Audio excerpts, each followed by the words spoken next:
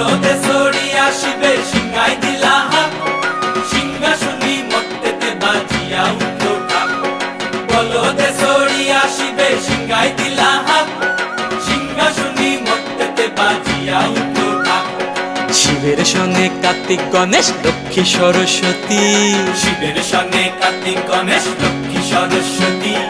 আশ্বিন মাসে বাপের বাড়ি আসেন ভগবতী, আশ্বিন মাসে বাপের বাড়ি আসেন ভগবতী।